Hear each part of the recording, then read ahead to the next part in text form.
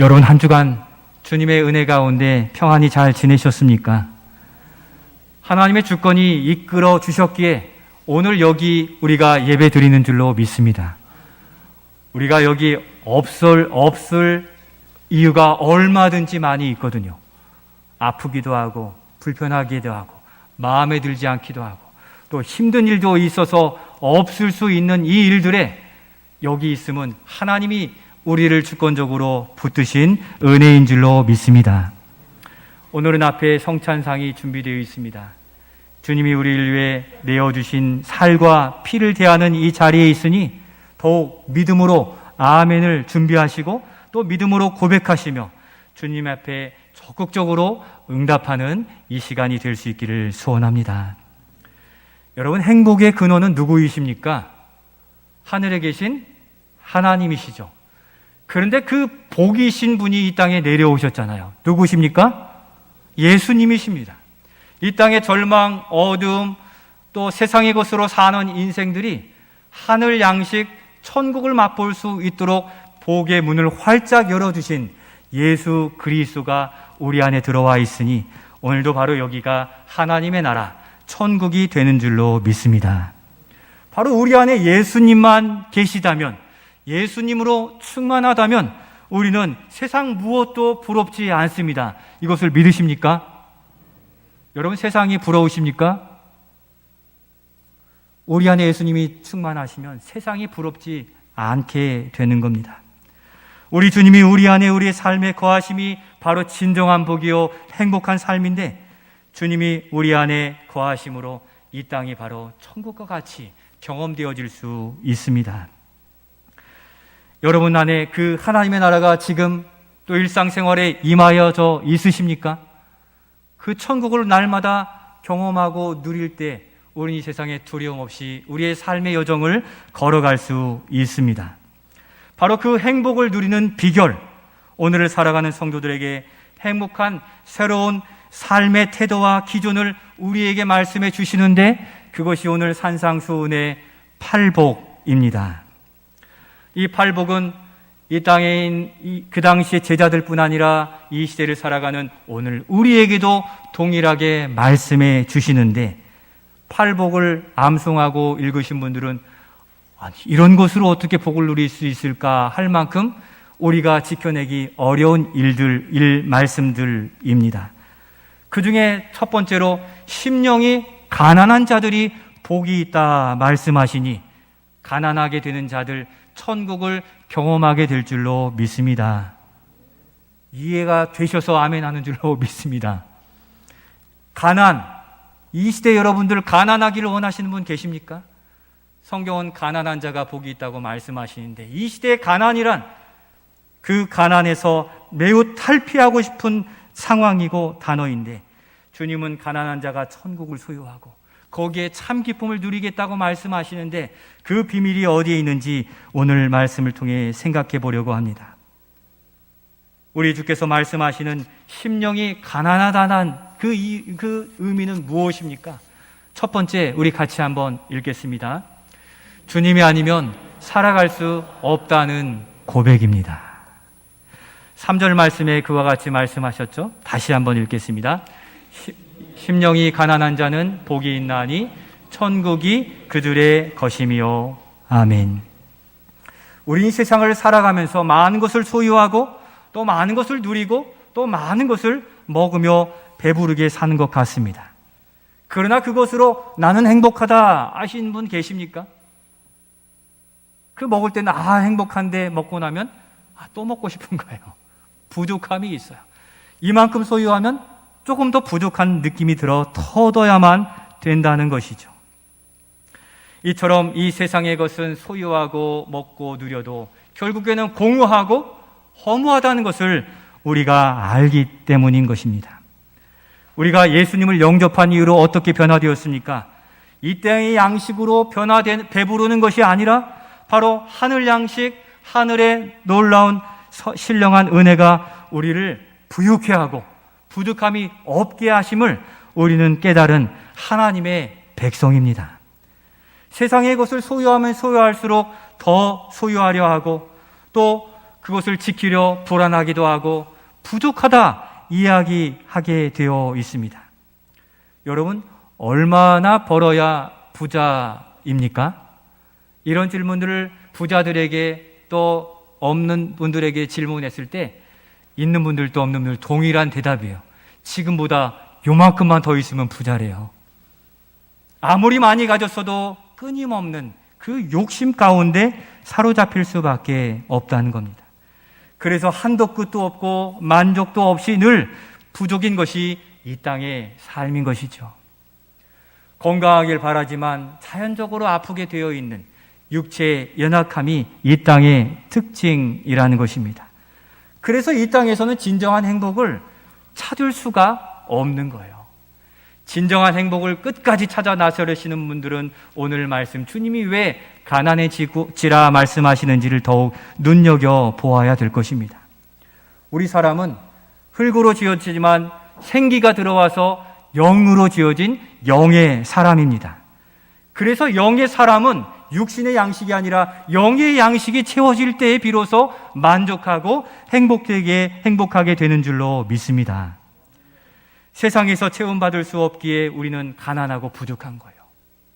우리로서는 우리의 영혼을 만족시킬 만한 것을 세상에서 찾을 수 없는 그 어려운 그 우리의 존재를 발견하고 우리가 가난하다는 것을 분명히 확인해야 되는데 우리는 영의 사람이기에 하늘로부터 오는 것으로 부요해지고 또 만족함을 가질 수 있는데 주님이 마태복음 4장 4절에서 그렇게 말씀하셨습니다.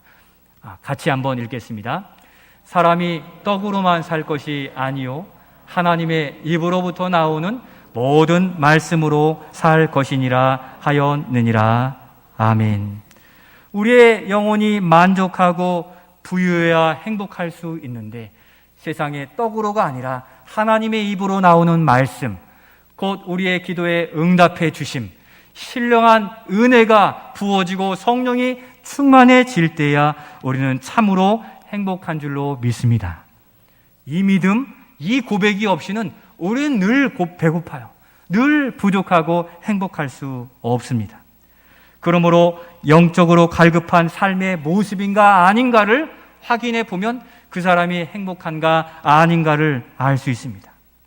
어떤 분들은 젊을 때 더 일하고 조금 더 벌어야 또 쉼없이 일해야 한다고 부지런히 일하고 있습니다. 맞기는 합니다만 그렇게 세상의 것을 채우려 했던 이들을 보면 안타까운 현실과 결과를 볼 수밖에 없습니다. 목사님, 1년만요. 자리가 잡히기까지만요. 이번 한 번만요 했던 그 성도들이 그들의 믿음을 지킬 수 있는가 보면 악한 영들이 기회다 하고서 둘러싸서 끌고 나아가는 주님으로부터 점점 멀어지는 현실을 우리는 다 보고 있는 겁니다. 세상으로 채워지고 구원받은 그 은혜에서 멀어지는 그 인생, 주님이 없는 인생, 주님의 갈급함이 없는 인생이 가장 안타까운 인생이라는 것입니다. 우리는 지금 어떠한 상태입니까? 어디에 가난하고 어디에 갈급한 마음을 가지고 있습니까? 우리 주께서 우리를 그 무지와 절망 속에서 구원해주시고 건져내 주시려고 자신의 살과 피를 내어주시면서 죄값을 치르시고 우리를 그 행복의 자리 천국에 이르게 한 줄로 믿습니다. 그것이 우리의 신앙의 고백이에요. 그래서 주님의 살과 피를 마시고 정결케 하는 삶을 통해 우리의 삶은 윤택해지는데 주님이 우리가 먹어야 될 바로 그것을 말씀해 주셨는데 요한복음 6장 54절 55절 말씀을 우리 같이 한번 읽겠습니다. 내 살을 먹고 내 피를 마시는 자는 영생을 가졌고 마지막 날에 내가 그를 다시 살리리니 내 살은 참된 양식이요 내 피는 참된 음료로다. 아멘. 오늘 우리는 다시 참된 양식, 참된 음료이신 주님을 대하는 성찬에 참여합니다. 지금까지 세상의 것으로 만족하려 했던 우리의 자신을 돌이켜서 우리의 구원과 생명의 양식이신 주님만 더욱 붙들고 성찬에 깊이 참여하실 수 있기를 소원합니다. 우리의 성찬은 실제 살과 피는 아닙니다. 대신하여 떡과 포도주를 마실 때 그때 믿음으로 고백한 자들에게 성령이 임재하셔서 믿음을 강화시키시고 돌이키게 하시고 새롭게 하심을 믿는 믿음 안에 성찬에 참여하는 겁니다. 그러니까 이 성찬은 그냥 떡과 포도주 물질이 아니에요.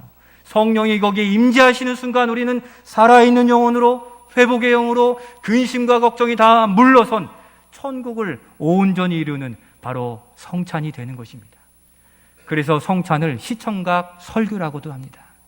내가 직접 떡을 먹고 마시며 그 은혜를 고백하면 성령이 우리 안에 역사하셔서 모든 근심, 모든 어려움, 삶의 고민들이 사라지고 주님이 주도하시는 그 주권의 역사를 경험하시기에 성찬에 깊이 참여하시기를 소원합니다. 세상에 대하여 갈급한 인생이 아니라 주님께 겸손히 엎드려 주님이 주시는 이 생명의 양식에 갈급하고 신령한 은혜를 공급받음으로 살아가시는 우리 모든 성도들이 되시기를 예수님의 이름으로 축원드립니다. 그러면 이 천국을 소유하고 행복을 찾기 위해서는 어떻게 해야 되겠습니까? 실제적인 그 말씀을 주시는데 우리 에베소서의 말씀을 같이 읽겠습니다. 두 번째 대지를 같이 읽겠습니다. 앞으로 넘겨주셔서 두 번째, 주님을 의지하는데 방해되는 것을 내려놓아야 합니다. 한번 따라해 주시겠어요? 주님을 의지하는데 방해되는 것을 내려놓아야 합니다. 우리의 심령을 비워야 된다는 거예요. 왜 그렇습니까? 이것이 나를 살릴 것이다 하고서 채워놓은 물질과 명예, 기술, 욕심, 탐욕들이 주님을 바라보는 시야를 다 가리운 거예요. 주님의 은혜가 흘러내릴 통로가 다 막혀진 거예요. 심령이 가난한 자는 내 안에 들어와 있는 세상의 것을 하나하나 제거하여 오직 주님만 바라보고 주님만 소망할 수 있도록 내려놓는 바로 그 사람이 가난한 자들인데 어떻게 하라고 하십니까? 에베소서 5장 11절 말씀 우리 다음 같이 읽겠습니다. 시작. 너희는 열매 없는 어둠에 참여하지 말고 도리어 책망하라. 아멘. 알고도 손을 대고 모르고도 참여할 때 어떻게 해야 되겠습니까?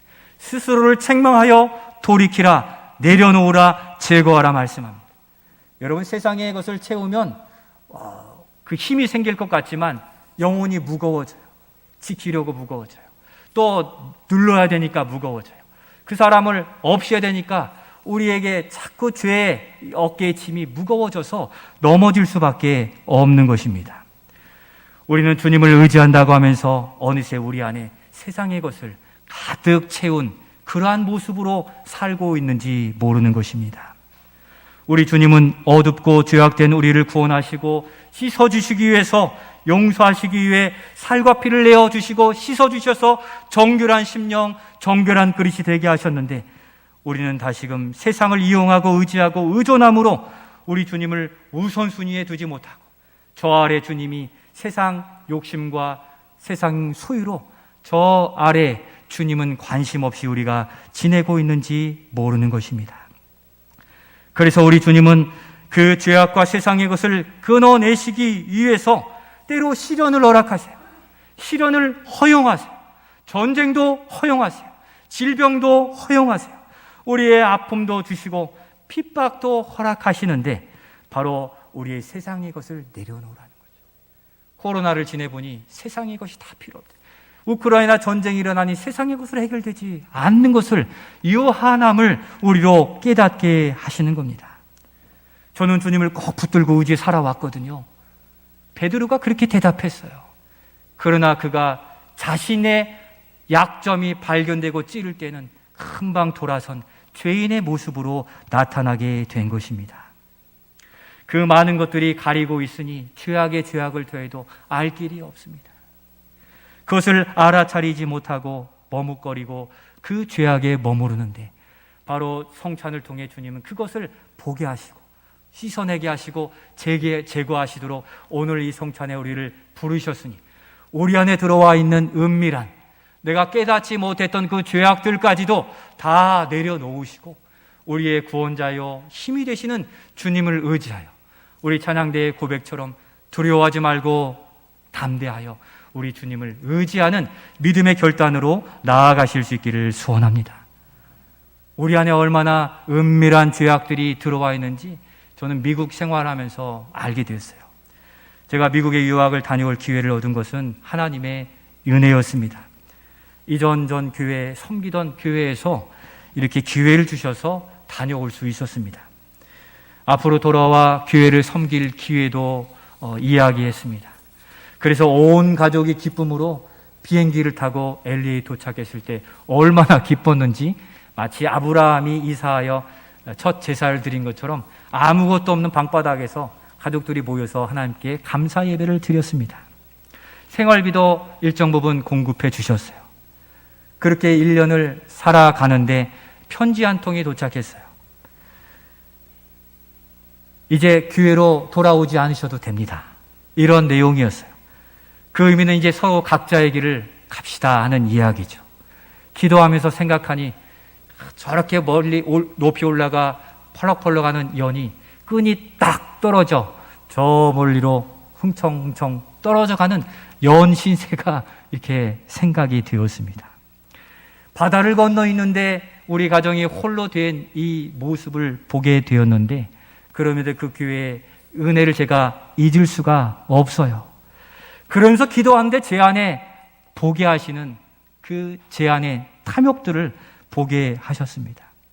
열심히 살아왔는데 그 안에 몰래 파고들어온 세상 욕심과 의지가 있었던 겁니다. 바다 건너 살다 보니 그 교회를 통해 공급받고 하는 그것들이 교회를 의지하고 또 사람을 의지하고 물질을 의지했던 거예요. 하나님 보내셨는데 제 안에 은근히 드는 그 의지함들이 있었던 거죠. 멀리까지 보내셔서 하나님을 의지하여 살라 했던 마음에 저도 모르는 사이에 그 연줄에 있는 그 인간적인 끈이 달려 있었던 거예요. 주님은 다 그것을 끊어내 버리시니까 제가 제 안에 있는 욕심으로 그 돈도 보았고 또 그 사람들도 보았구나 하는 것을 보게 하신 거죠. 모든 것이 다 끊어지고 비워지니까 비로소 주님이 갈급해지는 거예요. 그 주님이 아니면 어때 그 바다 건넌 땅에서 살 수 있습니까?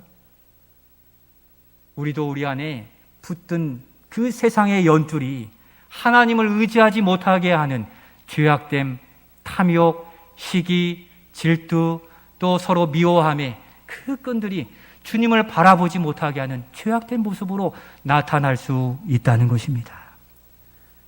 사랑하는 성도 여러분, 우리도 모르게 주님이 아닌 다른 것들을 붙들고 의지하는 그것이 무엇입니까?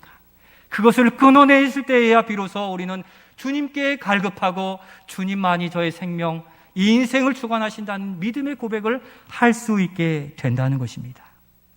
이것이 있어야만 안정되고 이것이 있어야만 안도하게 되는 그것이 무엇입니까?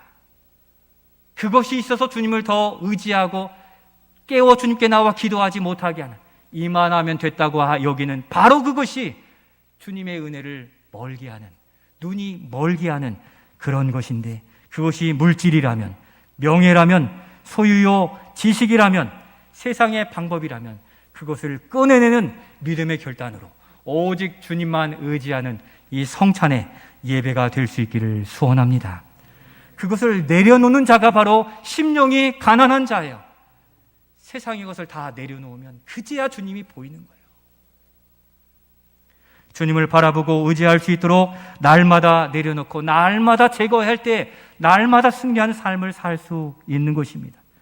소유하려 했던 욕심 대신 오히려 그것으로 지체들도 천국을 누릴 수 있도록 사랑하고 돌보며 손잡아 주라고 주님은 우리에게 명령하시기에 오늘 이 성찬에 우리의 것을 비워내고 공동체를 세워가는 일들에 주의 말씀을 교훈 삼아 믿음으로 결단하시며 이 성찬의 은혜로 삶의 자리로 나아가기를 소원합니다.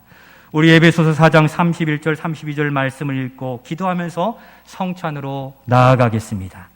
우리 에베소서 말씀 같이 읽겠습니다.